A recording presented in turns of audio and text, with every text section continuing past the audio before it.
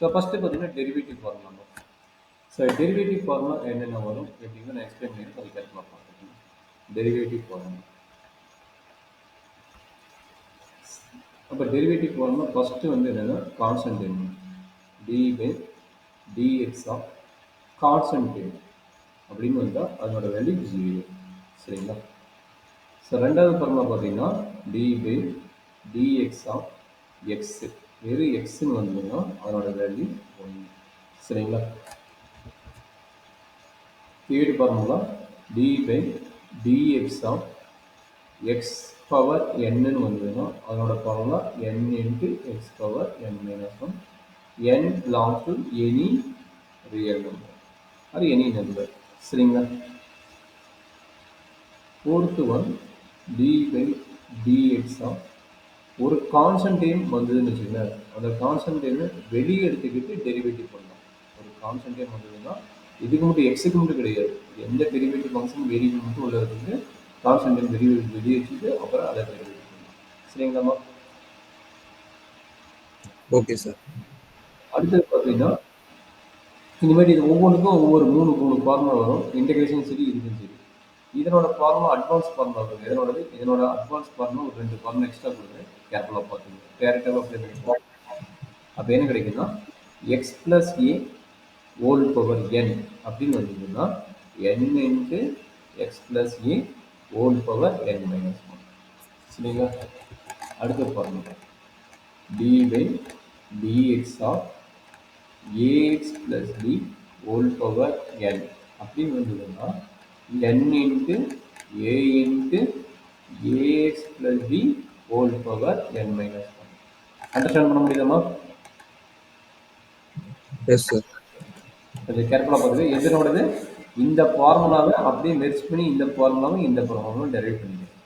Very important idea என்னன்னா இங்கே coefficient ஒன்றா இருக்கனால அந்த டைம் அப்படியே எழுதிட்டோம்.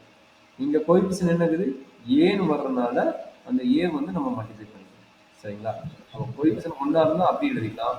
எக்ஸ் பக்கத்தில் எந்த ஒரு கோஎஃபிஷியன்ட் இருக்குன்னா அதை வந்து மல்டிப்ளை பண்ணிக்கணும். சரிங்களா? சரிங்க சார். இதே ஐடியா தான் மற்ற ஃபார்முலாவுக்கு வரும். ஸோ நெக்ஸ்ட் ஃபார்முலா பார்த்தீங்கன்னா exponential formula d by dx of e power x equal to e power X.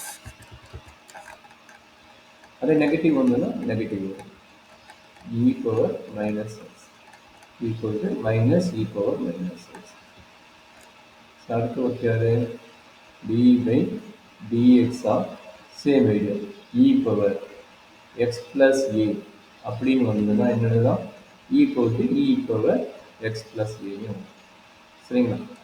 அடுத்தது பார்த்தீங்கன்னா டி பை அதோட அட்வான்ஸ் ஃபார்முலா இ பவர் ஏஎக்ஸ் ப்ளஸ் பி அந்த மாதிரி டைம் வந்ததுன்னா a into e power ax plus b. சரியாம்மா? Okay sir. Exponential formula முடிஞ்சு. அடுத்தது பார்த்தீங்கன்னா trigonometric concept or logarithm concept வந்து ட்ரிகனாமெட்ரிக் வரும். லாகரதம் கான்செப்ட் லாக் எக்ஸ்னு வந்ததுன்னா 1 பை எக்ஸ். அதே formula d by dx of log of x plus ஏன்னு வந்ததுன்னா 1 by x plus a. D by dx of log of ax plus பின்னு வந்ததுன்னா 1 by ax plus B.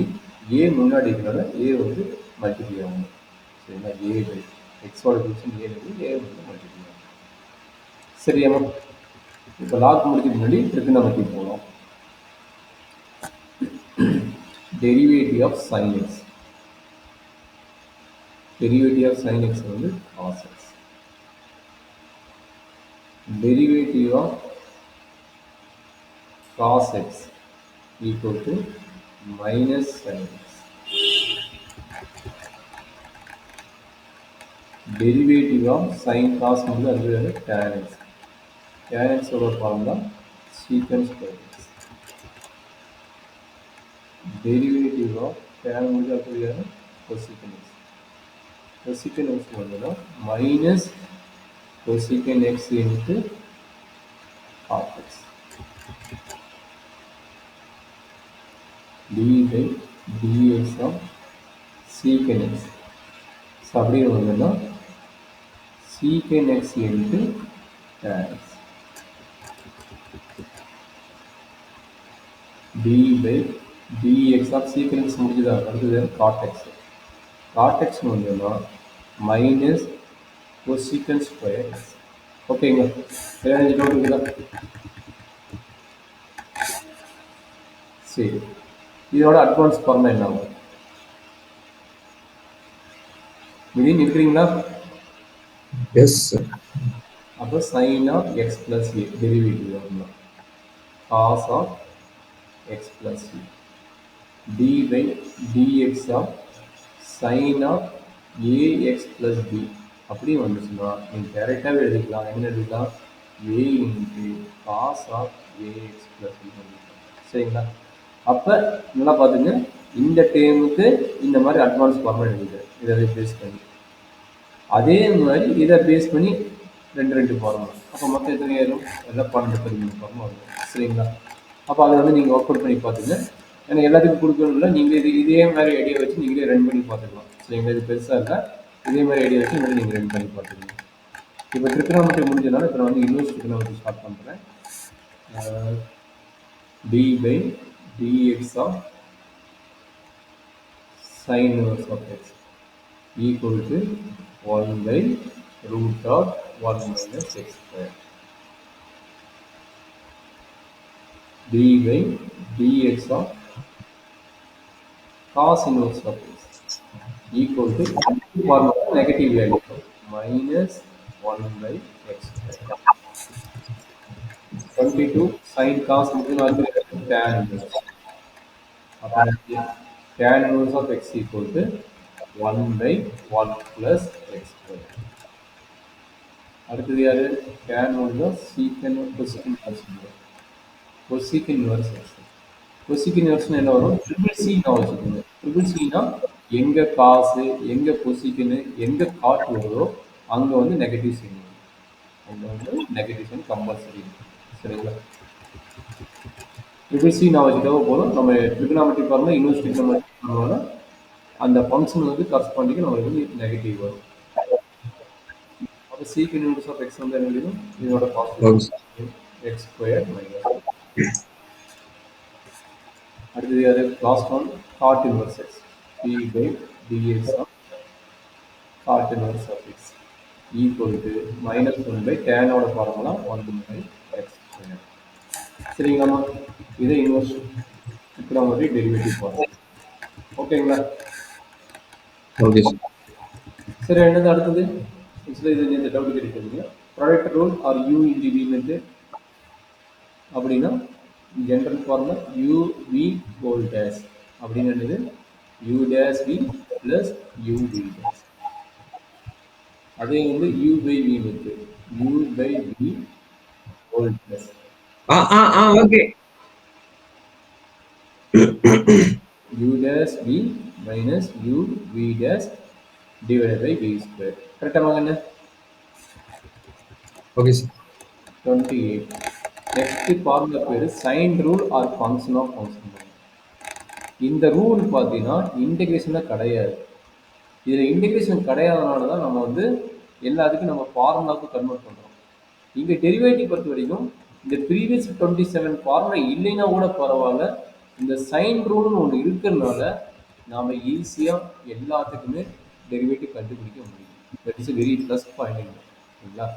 அப்போ f of g of h of x இப்படி ஒரு 3 function உள்ள இருக்குதுன்னா அதை வந்து டெரிவேட்டிவ் கண்டுபிடிக்கிறது தான். அதோட டெரிவேட்டிவ் கண்டுபிடிக்கணும்னா இதில் யார் பிக்கஸ்ட் ஃபங்க்ஷனோ ஃபஸ்ட்டு அதனுடைய டெரிவேட்டிவ் எழுதிக்கணும். யார் பிக்கஸ்ட் ஃபங்க்ஷனோ அதனுடைய டெரிவேட்டிவ் எழுதிக்கணும். அப்போ என்ன ஃபங்க்ஷன் இருக்குது அதை அப்படி எழுதிக்கணும். ஸோ அடுத்தது யார் ரெண்டாவது ஃபங்க்ஷன் இருக்கிறானோ அவனோட டெரிவேட்டிவ் எழுதிக்கிறீங்க. அதுக்கப்புறம் யார் இருக்கிறா உள்ள லாஸ்ட் ஃபங்க்ஷன் யார் இருக்கிறானோ அதோட டெரிவேட்டிவ் எழுதிக்கணும். இதுக்கு பேர் தான் function of function or chain எழுதிக்கிறாங்க. சரிங்களா? இதில் பார்த்தீங்கன்னா ப்ளஸ் பாயிண்ட் என்னென்னா டெரிவேட்டிவ்ல இருக்குது, பட் இன்டெகிரேஷன் இந்த கான்செப்ட் இல்லை. அதனால தான் வந்து டெரிவேட்டிவ் வந்து எப்படியாப்பட்ட ப்ராப்ளம் கொடுத்தாலும் ஈஸியாக சால்வ் பண்ணிடலாம். பட் இன்டெகிரேஷன் என்ன பண்ணுறோம்? எதை வேணும் ஆல்டர்னேட் மெத்தேடு வந்து யூஸ் பண்ணி அதை இன்டெகிரல் ஃபார்முலாவுக்கு கன்வெர்ட் பண்ணி நம்ம கம்ப்ளீட் பண்ண வேண்டிய ஒர்க்கு இன்டெகிரல் இருக்கும். பட் டெரிவேட்டிவ்ல இந்த ரிசல்ட் மட்டும் இல்லைன்னா இன்டெகிரேஷன் மாதிரி இதுவும் கஷ்டமாயிடும். சரிங்களா? இந்த ரிசல்ட் இருக்கிறதுனால டெரிவேட்டிவ் கொஞ்சம் ஈஸியாக நம்ம இது பண்ண முடியும். சரியா ராஜேந்திர? Yes, sir. இப்போ இந்த ஃபார்முலா தெரிஞ்சவங்க போதும். அடுத்து இன்னொரு ஃபார்முலா மிஸ் ஆகிடுது, ஏ பவர் எக்ஸ். சரிங்களா? அப்போ 28 29. அப்போ 29 என்னாச்சு? A power X. A power எக்ஸோட டெரிவேட்டிவ் ஃபார்முலா என்ன அப்படின்னா a power X into log ஏ. இங்க வெரி இம்பார்ட்டன்ட் பாயிண்ட் என்ன சொல்றாங்கன்னா, இங்க லாக் நோட் பண்றது எல்லாமே லாக் பேஸ் இ தான். ப்ரீவியஸ் கூட லாக் நோட் பண்ணிருப்போம். அப்ப என்னது? அது லாக் பேஸ் இ தான் மீனிங். சரிங்களா? சப்போஸ் லாக் வேற மாதிரி வந்திருந்ததுன்னா that meaning d by dx of log base 7 எக்ஸ்ன்னு வந்ததுன்னா இதுக்கு டெரிவேட்டிவ் ஃபார்முலா கிடையாது. அப்போ என்ன பண்ணணும்? லாக் பேஸ் ஈக்கு மாற்ற வேண்டும். அப்போ அந்த லாக்ரதம் ஃபார்முலா பேசிக் ஃபார்முலா உள்ளது, அதை நான் வச்சுக்கணும். என்ன ஃபார்முலானா லாக் ஏ பி பேஸ் ஏ இ இந்த மாதிரி வந்ததுன்னா இதை வந்து நம்மளுக்கு என்னது டெரிவேட்டிவ் வந்து லாக் பேஸ் இ வேணும். அதனால அதை என்ன பண்றாங்கன்னா log base e divided by log base e. இது ஃபார்முலா என்னன்னா இந்த மேலே மெயின் இருக்குது பார்த்தியா, அதை வந்து இங்கேயும் இது கீழே இருக்குது பார்த்தியா, அதை கீழேயும் எழுதிக்கணும். இதுதான் நம்மளுடைய ஃபார்முலா. சரிங்களா? அப்படின்னு இங்கே அப்ளை பண்ணுங்க. இங்கே என்ன ஆகும்? டி பை டிஎக்ஸ் ஆஃப் இங்கே 7க்கு பதிலாக சம் ஏன்னு இருக்குன்னு சொல்ல, இங்கே 7க்கு பதிலாக ஒரு ஏன்னு இருக்குன்னு சொல்ல, அப்போ என்ன கிடைக்கணும்னா log base Log e power x divided by log e power a. E power இல்லை, base e a. E power x இல்லை, Okay. Base e x. சரிங்களா? அப்போ இது என்ன தெரியும்? டினாமேட்டர் இருக்கிற டைம் வந்து கான்ஸ்டன்ட். டினாமேட்டர் இருக்கிற டைம் வந்து கான்ஸ்டன்ட். ஏன்னா எக்ஸ்னா இங்கே வேரியபிள் ஏல. அப்போ அந்த டைமை நீங்கள் வெளியே எடுத்துக்கிறீங்க. அந்த டைம் வெளியே எடுத்துக்கிறீங்க. இது என்னது? லாக் எக்ஸோட பார்க்கலாம். லாக் எக்ஸோட பார்க்கலாம் 1. இதான் பார்க்கலாம். இந்த 30th வந்து ரேர் கேஸு. 1 மார்க்கில் 2 மார்க்கில் கேட்கலாம். இல்லை ஜேஇ மெயின் கூட இந்த மாதிரி கொஸ்டின் நிறைய டைம் கேட்டுருக்காங்க. உங்களுக்கு ஆல்ரெடி இது ப்ரிப்பேர் பண்ண ஒரு ஐடியா. சரி, அட்லீஸ்ட் இந்த 30 ஃபார்முலா வச்சு கொஞ்சம் நல்லா தரவா இருந்துச்சுன்னா டெரிவேட்டிவ்ல வர நார்மல் டெரிவேட்டிவோட கான்செப்ட் தெரியும். இந்த அப்ளிகேஷன்